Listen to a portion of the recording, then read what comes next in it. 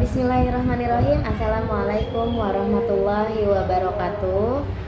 Saya Siti Haulan Arzakia dengan NPM 2025-21500-213. Di sini saya ingin menjelaskan atau memaparkan PPT Part 6 atau bisa disebut bab 6 dengan judul mistisisme dalam Islam, yaitu ilmu tasawuf. Teman-teman, apa itu ilmu tasawuf? Ilmu tasawuf adalah ilmu yang mempelajari bagaimana caranya agar hati kita bersih, jiwa kita bersih dari sifat-sifat tercela, diisi dengan sifat-sifat terpuji, akhlak mulia, agar diri ini semakin dekat kepada Allah Subhanahu wa Ta'ala. Berdasarkan kecondongan para sufi, ilmu tasawuf ini dibagi dalam 3 corak. Yang pertama, corak akhlaki, yang kedua, corak amali, dan yang ketiga, corak falsafi. Corak akhlaki adalah ilmu yang mempelajari fokus untuk pembersihan jiwa. Karena dalam diri manusia itu bisa berpotensi manusia bisa menjadi baik dan bisa menjadi buruk. Kalau ilmu bercorak amali itu lebih menekankan perbaikan perilaku yang baik gitu. Dia lebih kaitannya dengan amalan-amalan ibadah kepada Allah Subhanahu wa Ta'ala. Kalau ilmu tasawuf falsafi ialah menyatakan bahwa Tuhan dekat dengan manusia. Allah itu dekat dengan kita seperti urat nadi kita saat ini. Teman-teman, dalam kajian tasawuf ini ada proses namanya proses tazkiyah an-nafas. Proses tazkiyah an-nafas ini dibagi dalam 3 proses, yaitu yang pertama proses tahalli, yang kedua tahalli, dan yang ketiga tajalli. Apa itu proses tahalli? Yaitu proses mengosongkan jiwa dari sifat-sifat tercela seperti hasad, marah, iri, dengki, sombong, kayak gitu. Kalau proses tahalli yaitu mengisi jiwa dalam sifat-sifat terpuji seperti sabar, tawakal, tawadu, terus qanaah, ridho terhadap apa yang telah Allah tentukan, seperti itu. Karena kita yakin apapun yang terjadi itu pasti kehendak Allah.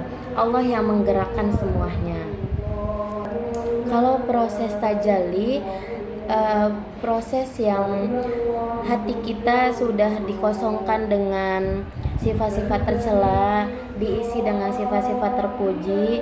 Dengan itu seseorang akan merasakan kedekatan dan mencintai Allah Subhanahu wa Ta'ala. Dalam proses ini teman-teman, kita bisa prosesnya bisa melalui muhasabah diri, taubat atau riyadhah. Muhasabah diri itu mengintrospeksi diri, apa yang telah kita lakukan, apa yang telah kita perbuat, apa yang telah kita ucapkan, itu menyakiti hati seseorang atau tidak, lebih banyak manfaatnya atau mudorotnya, seperti itu. Kalau taubat, lebih banyak di istighfarnya, sholat taubatnya. Kalau bisa 1 hari itu kita harus sholat taubat, kayak gitu.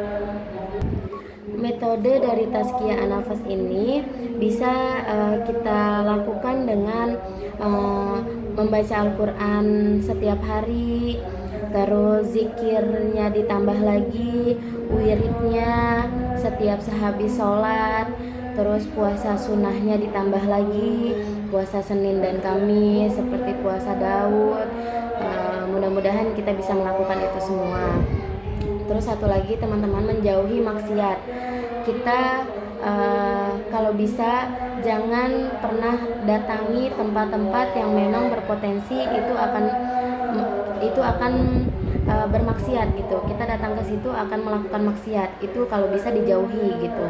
Terus kita harus pintar-pintar juga memilih teman, karena ada pepatah mengatakan jika kita berteman dengan yang penjual minyak wangi, kita akan kebagian wanginya. Jika kita berteman dengan penjual minyak tanah, kita akan kebawan juga minyak tanahnya, seperti itu.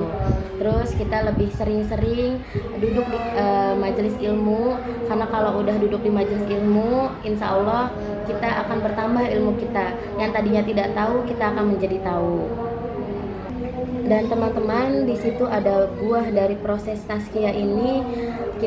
Buahnya itu hasil dari proses tazkiyah ini, hati kita itu akan menjadi tenang, jauh dari kegundahan, jauh dari kebingungan, karena kita yakin adanya Allah.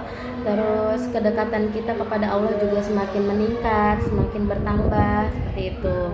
Terus akhlak mulia kita akan tercermin kalau kita sudah melakukan yang tadi, nggak boleh hasad, nggak boleh iri, kita jauhi sifat-sifat tersebut.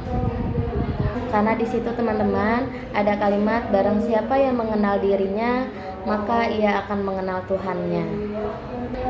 Kesimpulannya, tasawuf itu adalah pilar Islam yang sangat penting, karena kalau kita melakukan ibadah tanpa ada keikhlasan jiwa, maka ibadah itu akan sia-sia. Dari mana keikhlasan itu timbul? Itu adanya di ilmu tasawuf. Satu pesan saya teman-teman, jangan pernah merasa lebih baik dari seseorang. Jangan pernah merasa diri ini lebih sempurna dari orang lain, karena semuanya berproses dengan masing-masing proses. Itu saja yang bisa saya paparkan dari PPT 6. Semoga bermanfaat.